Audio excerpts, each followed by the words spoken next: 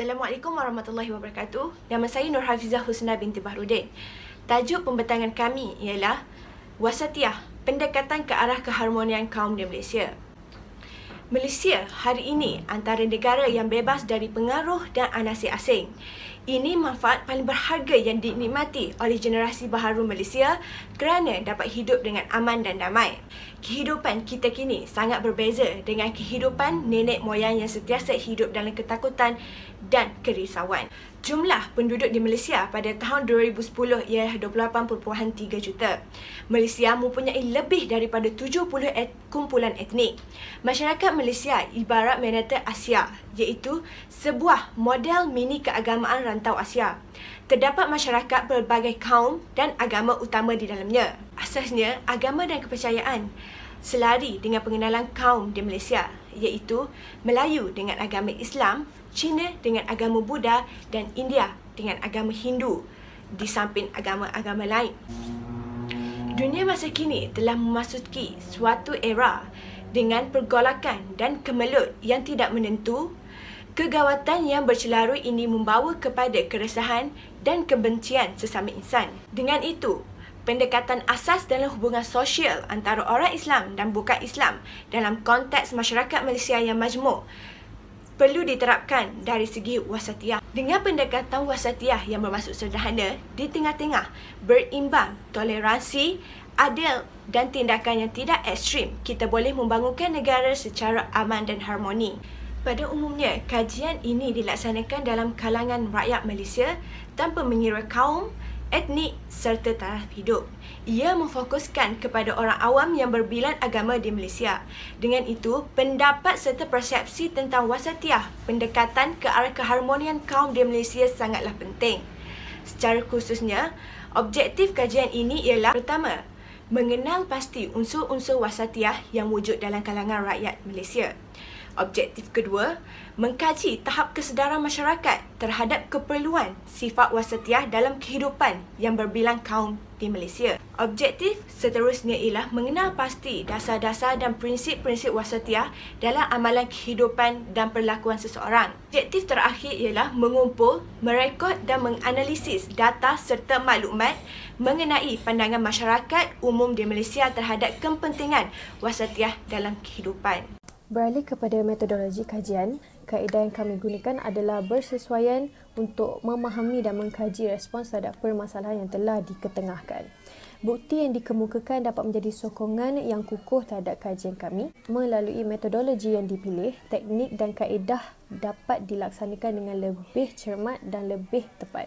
Setiap kajian yang dilakukan mempunyai corak unik tersendiri yang memerlukan metodologi khusus untuk menepati keperluan kajian. Metodologi yang bersesuaian adalah amat penting kerana pelaksanaannya dapat memberi hasil atau bukti yang sahih dan juga berkualiti. Kebergantungan metodologi dengan kajian amat krusial kerana ia memegang faktor yang dapat menentukan sama ada sesuatu kajian itu akan berjaya atau sebaliknya. Informasi yang menjadi penentu adalah data yang diperoleh daripada respons yang dijalankan. Oleh yang demikian, terdapat beberapa faktor yang menyumbang kepada metodologi kajian yang dijalankan. Pertama sekali adalah pensampulan subjek, yang kedua adalah instrumen kajian, yang ketiga adalah prosedur pengumpulan data dan terakhir sekali adalah teknik penganalisis data.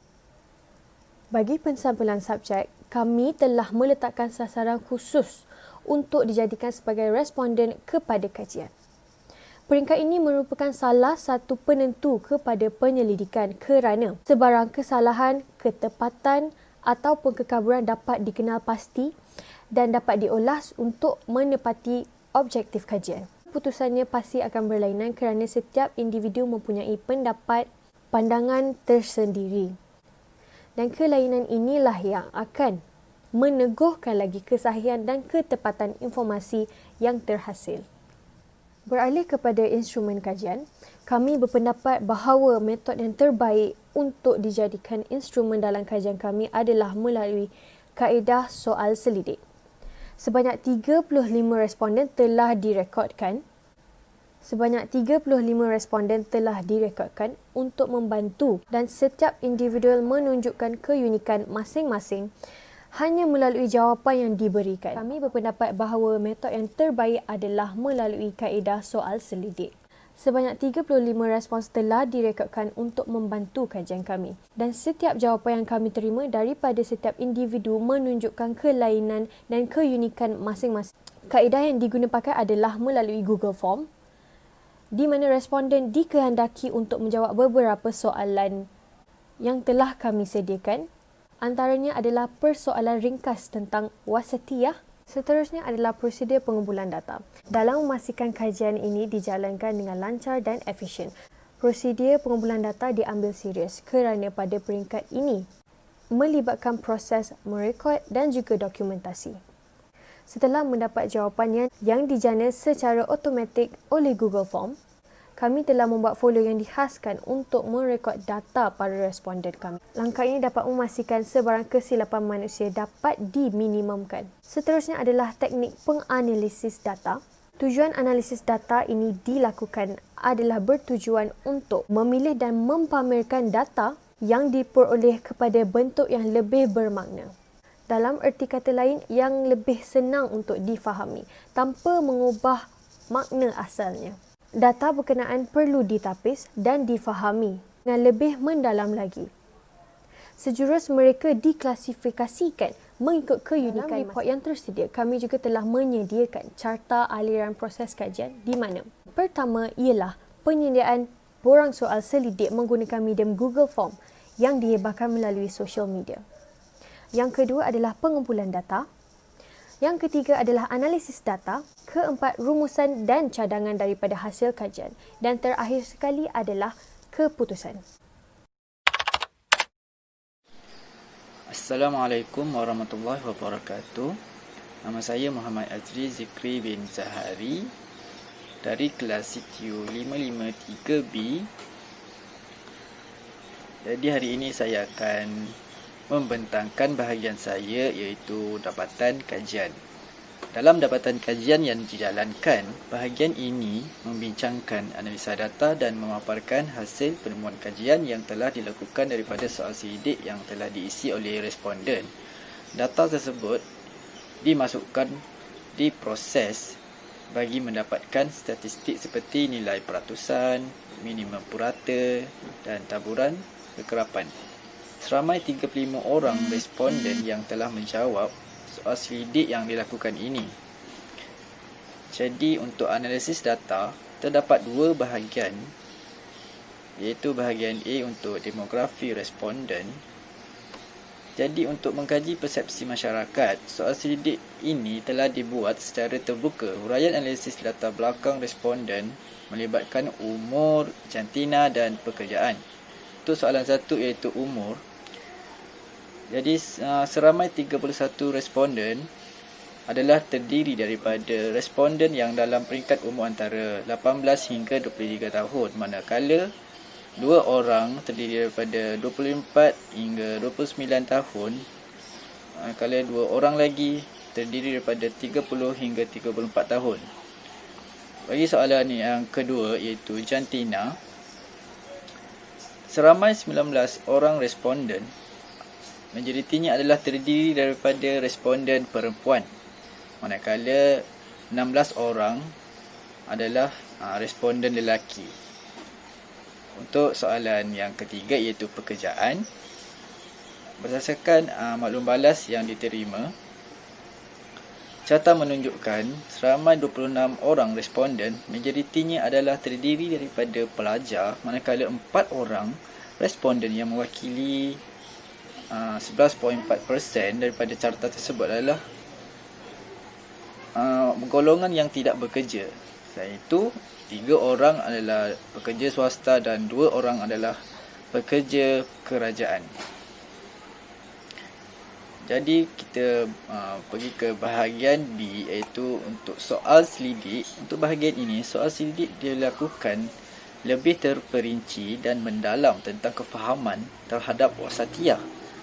Jadi beberapa pilihan jawapan diberikan untuk setiap soalan dan beberapa soalan memerlukan pendapat seseorang responden tersebut terhadap soalan yang diberikan.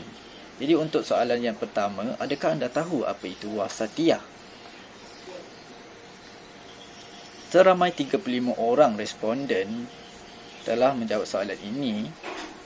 Daripada 35 orang tersebut, seramai 18 orang telah menjawab ya dan 10 orang telah menjawab tidak, manakala seramai 8 orang responden telah menjawab mungkin bagi soalan yang telah diberikan tersebut.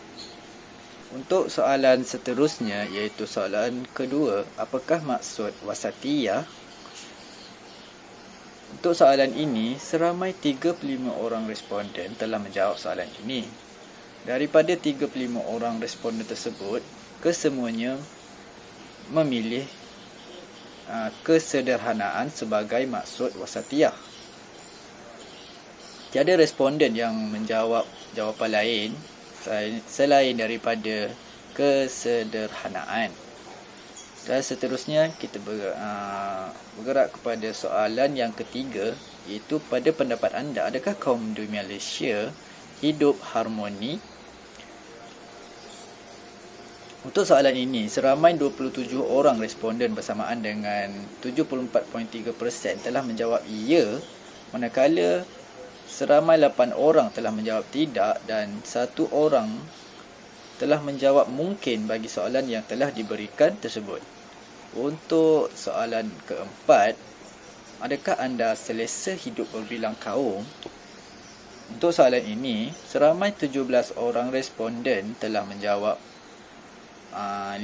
Pilihan yang kelima, iaitu yang mewakili sangat selesa, manakala seramai 15 orang responden telah menjawab pilihan jawapan yang keempat, iaitu selesa, dan 3 orang responden telah memilih pilihan jawapan yang ketiga, iaitu memuaskan.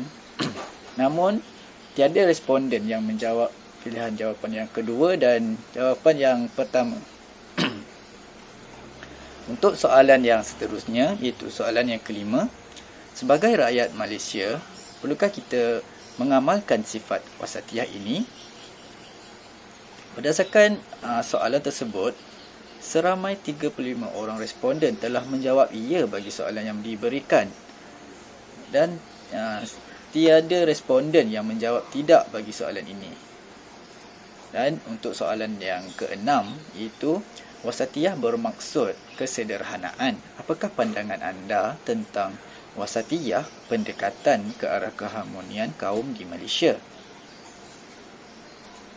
Untuk soalan ini, pandangan pertama yang menjadi jawapan ramai responden ialah dapat menyatukan kaum yang berbilang kaum di Malaysia. Selain itu, terdapat juga beberapa pendapat yang menyatakan wasatiyah perlu dititik beratkan dalam membina hubungan baik sesama manusia tanpa mengira kaum, bangsa dan darjat. Wasatiyah adalah pendekatan yang tidak melupakan nilai akhlak dan moral kerohanian dalam segala tindakan dan amalan, tidak melampaui batasan akhlak dan nilai tabandun dalam memperjuangkan hak dan melaksanakan tanggungjawab. Oleh itu, berdasarkan keputusan yang diterima dari responden tersebut, terdapat pelbagai pendapat yang berbeza terhadap soalan yang diberikan. Jadi, kita pergi ke soalan yang seterusnya, itu soalan yang terakhir. Soalan 7, pada pendapat anda, bagaimanakah cara untuk kita mengaplikasikan sifat wasatiyah ini supaya wujudnya budaya toleransi di Malaysia? Pandangan pertama yang menjadi jawapan ramai responden juga ialah mempunyai sikap saling bertolak ansur di antara satu sama lain. Selain itu, responden juga berpandangan bahawa sikap hormat menghormati mampu mewujudkan budaya bertoleransi antara satu sama lain di seluruh Malaysia. Pandangan yang ketiga ialah kita dapat mewujudkan budaya bertoleransi ini melalui sistem pendidikan atau pendedahan awal terhadap kanak-kanak. Seterusnya, budaya bertoleransi ini juga dapat diterapkan dengan memupuk sikap bekerjasama antara satu sama lain tanpa mengira kaum, bangsa dan agama. Ramai responden telah meluahkan pandangan tentang bagaimana cara untuk mengaplikasikan sifat wasatiyah supaya wujudnya budaya sikap bertoleransi ini di Malaysia. Assalamualaikum dan selamat sejahtera. Nama saya Kemarif bin Muhammad Iwan. Saya akan menerangkan apa itu konsep wasatiyah dari segi pengertian dan juga 3 aspek wasatiyah dari segi ekonomi, politik dan sosial. Okay, wasatiyah bermaksud kesederhanaan. Merujuk pada Kamus Dewan Bahasa. Kesederhanaan ni mempunyai pelbagai maksud lain sehingga ia menyebabkan ianya disalah tafsir. Dalam bahasa Arab, wasatiyah ni bermaksud daripada kata dasar wasata. Kataan wasata iaitu pertengahan. Maksud wasatiyah ni seperti yang kita tahu maksudnya kesederhanaan yang juga boleh bermaksud pada tidak lebih, tidak kurang, biasa, pertengahan dalam pelbagai perkara. Secara umumnya wasatiyah ini boleh disimpulkan sebagai kesederhanaan, kerjasama, toleransi dan tidak ekstrim.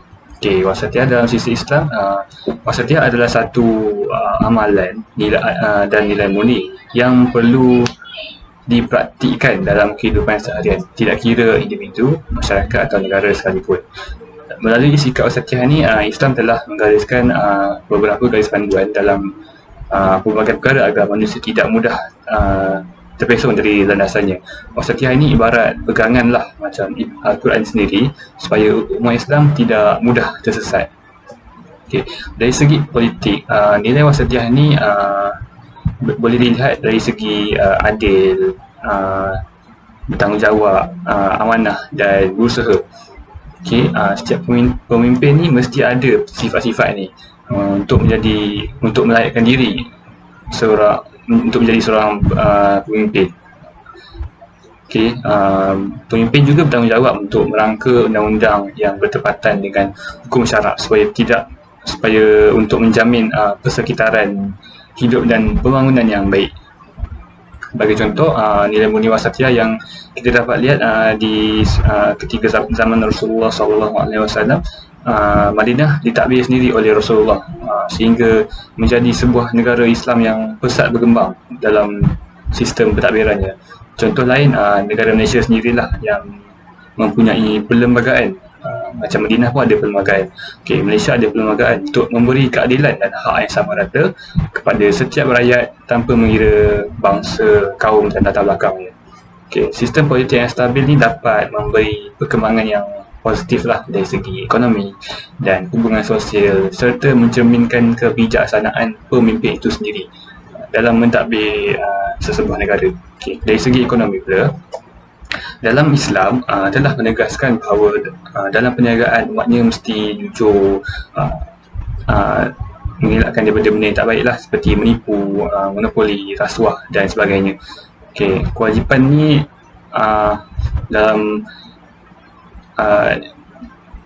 kewajipan ni telah tertulis dalam Quran supaya setiap manusia perlulah saling membantu dari sudut kewangannya, okay, terutamanya. Hal ini dikatakan demikian kerana untuk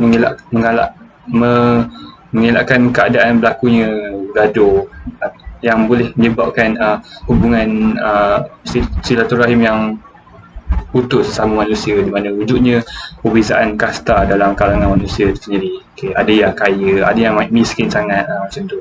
Wasatiyah mengajar manusia untuk bersederhana je, bermaksud tidak lebih atau tidak kurang.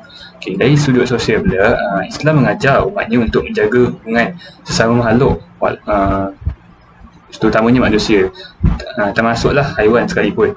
Hubungan antaranya perlu diseimbangkan agar untuk mendapat kebaikan di dunia dan akhirat. Dalam hubungan antara makhluk, Islam menekankan hubungan sesama manusia juga. Persaudaraan Islam adalah satu perasaan kerohanian yang lahir daripada cetusan jiwa antara mukmin dengan mukmin yang lain.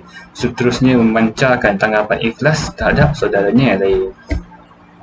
Okay, akhir sekali, oleh itu dalam hubungan sosial juga perlu sikap wasatiyah ni agar perpaduan dapat dicapai, kerana perpaduan merupakan salah satu tiang pada kestabilan dan keharmonian sebuah negara. Sekian saja dari saya, terima kasih. Assalamualaikum warahmatullahi wabarakatuh. Nama saya Ikhwan Amir bin Fatur Rahman. Saya akan membincangkan sedikit tentang perbincangan kita yang kedua selepas perbincangan pertama tentang wasatiyah yang dibincangkan oleh kawan saya sebentar tadi, dan tajuk saya kali ini adalah keharmonian kaum di Malaysia. Keharmonian kaum di Malaysia mempunyai beberapa konteks. Di sini saya meletakkan 5 konteks yang utama. Yang pertama sekali adalah Islam dan keharmonian pelbagai kaum di Malaysia. Dalam Islam, perbezaan bukan menjadi halangan untuk manusia melakukan kebajikan, bekerjasama dan saling membantu antara satu sama lain. Penghormatan kepada penganut agama lain telah ditunjukkan oleh Nabi Muhammad SAW semasa hayat baginda, dan pendekatan tersebut merupakan ajaran penting dalam agama Islam. Ini juga menunjukkan pengiktirafan Islam terhadap kewujudan semua jenis bangsa di dunia yang sekaligus menyangkut pelbagai bahasa, budaya dan tradisi yang wujud. Yang kedua adalah konsep harmoni dalam masyarakat Islam. Islam merupakan agama yang syumul dan universal dalam memberi perlindungan seluruh kehidupan tanpa terkecuali sama ada manusia dan makhluk yang lain. Merealisasikan konsep harmoni dalam kehidupan yang pelbagai amat berkait rapat dengan maqasid syariah. Imam Al-Ghazali menjelaskan maqasid syariah sebagai maslahah yang mengambil manfaat dan menolak keburukan. Dan ini sememangnya menjadi tujuan utama umat manusia dan bertujuan untuk memelihara 5 perkara asas manusia, iaitu untuk memelihara agama, nyawa, akal, keturunan dan harta. Yang ketiga adalah aplikasi hubungan pelbagai kaum di Malaysia. Aplikasi dan penghayatan nilai murni bukan sahaja diamalkan oleh masyarakat Islam, bahkan masyarakat Cina dan India. Masyarakat Cina yang mementingkan aspek kepercayaan dan membawa kesejahteraan, kemakmuran, kebahagiaan serta kekayaan. Masyarakat India pula mengamalkan sistem keluarga bersama yang dipercayai membentuk kepribadian dan jati diri masyarakat mereka. Masyarakat ringkasnya, mana-mana kaum negara Cina, India maupun Melayu asasnya amat menitik beratkan persoalan akhlak dan nilai-nilai murni masyarakat berbilang bangsa. Yang keempat adalah aplikasi maqasid syariah dalam hubungan kaum. 4 aplikasi maqasid syariah iaitu yang pertama menjaga agama, menjaga jiwa, menjaga akal dan menjaga keturunan. Menjaga agama merupakan tujuan utama syariat Islam kerana agama merupakan pedoman hidup, dan dalam negara Islam, dalam agama Islam terkandung 3 komponen yang utama dan yang amat penting sekali, iaitu akidah, syariah dan akhlak. Yang kedua, menjaga jiwa adalah satu syarat Islam yang mewajibkan kita untuk memelihara hak manusia untuk hidup dan mempertahankan kehidupannya. Menjaga akal sangat dituntut dalam syariat Islam kerana dengan akal manusia akan dapat berfikir tentang Allah. Yang terakhir adalah menjaga keturunan yang bertujuan agar kemurnian darah dapat dijaga dan kelanjutan umat manusia dapat diteruskan. Yang terakhir sekali, realiti masyarakat majmuk di Malaysia. Realitinya pada masa kini, hubungan sosial antara orang Islam dengan bukan Islam menjadi agak kompleks. Senario ini menyebabkan tercetusnya pelbagai perselisihan faham, pemberontakan serta konflik dan menguji tahap hubungan sosial antara orang Islam dan bukan Islam. Dalam konteks Malaysia, di Malaysia, konflik antara agama adalah selari dengan konflik antara etnik dan kaum. Ini kerana penentuan agama secara definitif berkait rapat dengan jenis etnik dan kaum. Terima kasih. Kesimpulan daripada kajian yang kami jalankan benarlah bahawa wasatiyah merupakan satu pendekatan strategik untuk menjamin dan memastikan kesejahteraan dan keharmonian Malaysia.